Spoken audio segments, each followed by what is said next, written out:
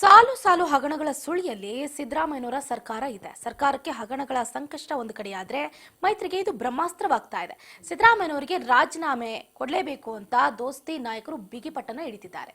ಮೂಡಾ ವಾಲ್ಮೀಕಿ ವಿಚಾರವನ್ನ ಮುಂದೆ ಇಟ್ಕೊಂಡು ಹೋರಾಟವನ್ನ ಮಾಡೋದಕ್ಕೆ ಮುಂದಾಗ್ತಿದ್ದಾರೆ. ಇದರಲ್ಲಿ ನೋಡಿ, ವಕ್ಫ್ ನೋಟಿಸ್ ಯಾವಾಗ ಕೊಟ್ರೋ ಈಗ ರಾಜ್ಯದಾದ್ಯಂತ ಬಿಜೆಪಿ ಪ್ರತಿಭಟನೆಗೆ ಇನ್ನಿಲ್ಲದ ತಯಾರಿಯನ್ನ ಮಾಡ್ಕೊಳ್ತಾ ಇದೆ. ಬಿಜೆಪಿಯಲ್ಲಿ ಒಂದು ಕಡೆ ಗೊಂದಲ ಸೃಷ್ಟಿಯಾದ್ರೂ ಕೂಡ ವಿ ಆರ್ ಫೈನ್, ನಾವೆಲ್ಲರೂ ಕೂಡ ಒಗ್ಗಟ್ಟಾಗಿ ಶಕ್ತಿ ಪ್ರದರ್ಶನವನ್ನ ಮಾಡ್ತೀವಿ ಅಂತ ಅಂದ್ಕೊಳ್ತಿದ್ದಾರೆ. ಆದ್ರೆ ಎಷ್ಟು ಮಟ್ಟಿಗೆ ವರ್ಕೌಟ್ ಆಗುತ್ತೆ ಏನೋ ಗೊತ್ತಿಲ್ಲ. ಬಟ್ ಸಿದ್ದರಾಮಯ್ಯವ್ರಿಗೆ ಮಾತ್ರ ಟೆನ್ಷನ್ ಜಾಸ್ತಿ ಆಗೋಗುತ್ತೆ.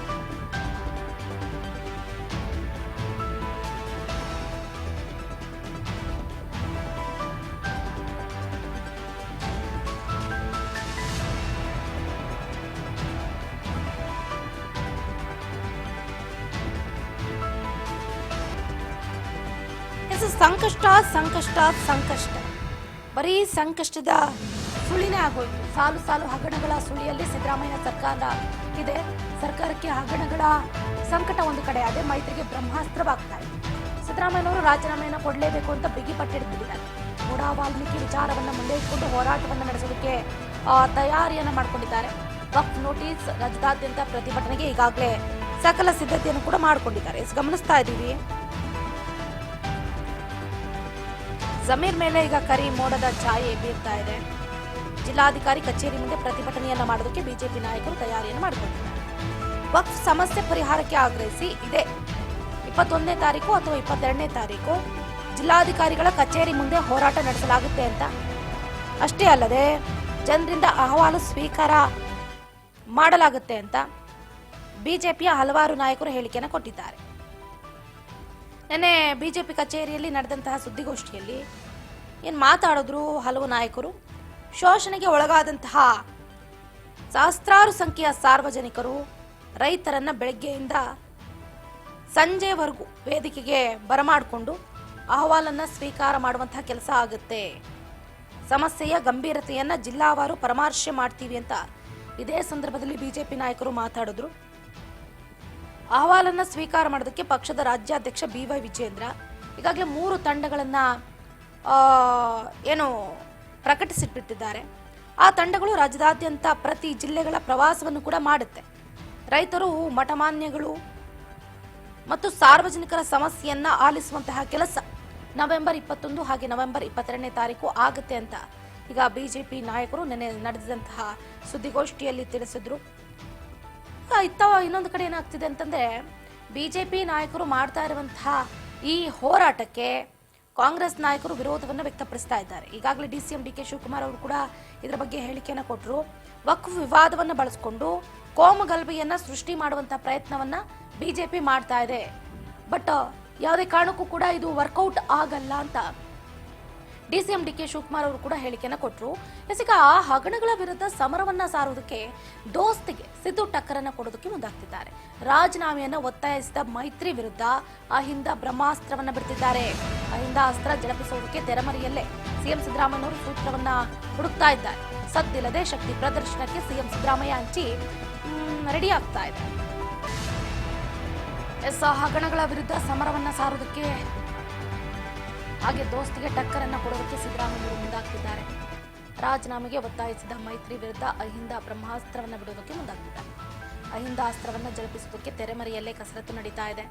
ಸದ್ದಿಲ್ಲದೆ ಶಕ್ತಿ ಪ್ರದರ್ಶನಕ್ಕೆ CM Siddaramaiah and team ready ಆಗ್ತಾ ಇದೆ. ನೋಡಿ, ಸಿದ್ದಕೋಟೆಯಲ್ಲಿ ಹೇಗೆ ಅವ್ರನ್ನ ದೂರ ಮಾಡಬೇಕು ಅಥವಾ ಬಿಜೆಪಿ ಹಾಗೆ JDSಗೆ ಯಾವ ರೀತಿ ತಂತ್ರವನ್ನ ರೂಪಿಸಬೇಕು ಅಂತ ಅಂದ್ಕೊಳ್ತಾ ಇದ್ದಾರೆ.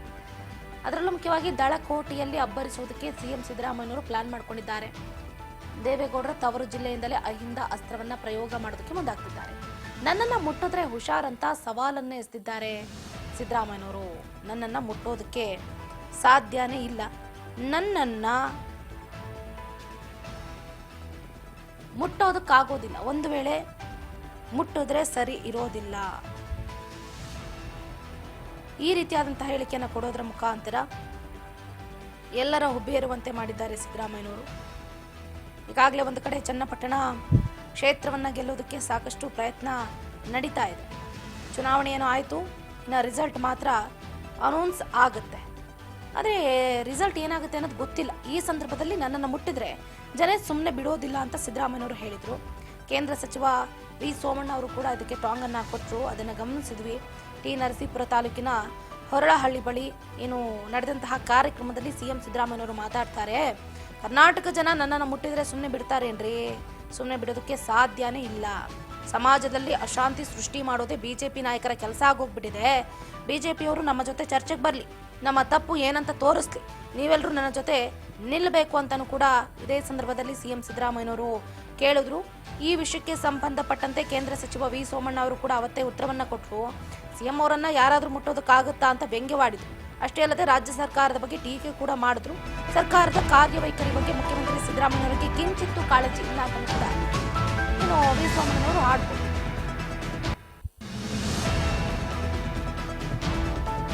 ಮೈಸೂರು, ಚಾಮರಾಜನಗರ, ಕೊಡಗು, ಮಂಡ್ಯ, ಹಾಸನದಲ್ಲಿ ಬೃಹತ್ ಸಭೆಯನ್ನ ಏರ್ಪಾಟು ಮಾಡಲಾಗುತ್ತೆ. ಡಿಸೆಂಬರ್ 5ನೇ ತಾರೀಕು ದೇವೇಗೌಡರ ತವರು ಜಿಲ್ಲೆ ಹಾಸನದಲ್ಲೇ ಶಕ್ತಿ ಪ್ರದರ್ಶನಕ್ಕೆ ಮುಂದಾಗ್ತಾ ಇದ್ದಾರೆ ನಾಯಕರು.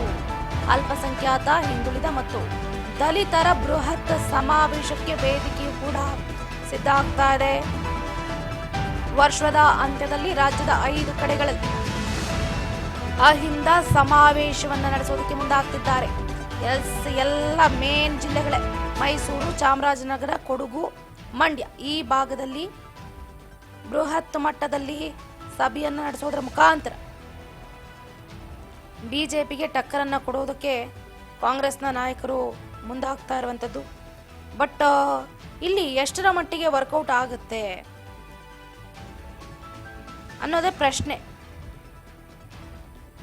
ಈಗಾಗಲೇ ಸಿದ್ದರಾಮಯ್ಯನವರು ಅಹಿಂದ ಮತಗಳನ್ನು ಸೆಳೆಯೋದ್ರಲ್ಲಿ, ಅಹಿಂದ ಮತಗಳನ್ನು ಕ್ರೋಢೀಕರಿಸ್ಕೊಳ್ಳೋದ್ರಲ್ಲಿ ಎತ್ತಿದ ಕೈ ಅನ್ನುವಂಥ ಮಾತಿದೆ. ಬಟ್ ದೇವೇಗೌಡರ ತವರು ಜಿಲ್ಲೆಯಲ್ಲಿ ಇದು ವರ್ಕೌಟ್ ಆಗುತ್ತಾ ಅನ್ನುವಂಥ ಪ್ರಶ್ನೆಗೆ ಸಿದ್ದರಾಮಯ್ಯನವರೇ ಉತ್ತರವನ್ನು ಕೊಡಬೇಕಾಗುತ್ತೆ. ವರ್ಷದ ಅಂತ್ಯದಲ್ಲಿ ಕಳೆದ 5 ಕಡೆಗಳಲ್ಲಿ ಬೃಹತ್ ಮಟ್ಟದಲ್ಲಿ ಈ ಅಹಿಂದ ಸಮಾವೇಶವನ್ನ ಮಾಡಿದ್ದಾರೆ. ಎಲ್ಲವೂ ಕೂಡ ಕೈಗೂಡಿದೆ ಅಂತಾನೆ ಹೇಳ್ಬೋದು. ಯಾಕಂದ್ರೆ ನೋಡಿ, ವಿಧಾನಸಭಾ ಚುನಾವಣೆಯಲ್ಲಿ 136 ಸೀಟ್ಗಳನ್ನ ಗೆದ್ರು. ಈ ಹಿಂದೆ ಲೋಕಸಭಾ ಚುನಾವಣೆಯಲ್ಲಿ ಕೇವಲ 1 ಸೀಟನ್ನ ಗೆದ್ದಂತಹ ನಾಯಕರು ಈ ಬಾರಿ ಬರೋಬ್ಬರಿ 9 ಸೀಟನ್ನ ಗೆದ್ದಿದ್ದಾರೆ. ಹಾಗಾಗಿ ಒಂದು ಕಡೆ ಅಹಿಂದ ಮತಗಳು ಕ್ರೋಢೀಕರಿಸೋದ್ರಲ್ಲಿ ಕಾಂಗ್ರೆಸ್ ಮೇಲುಗೈಯನ್ನ ಸಾಧಿಸಿದೆ ಅಂತಾನೆ ಹೇಳ್ಬೋದು.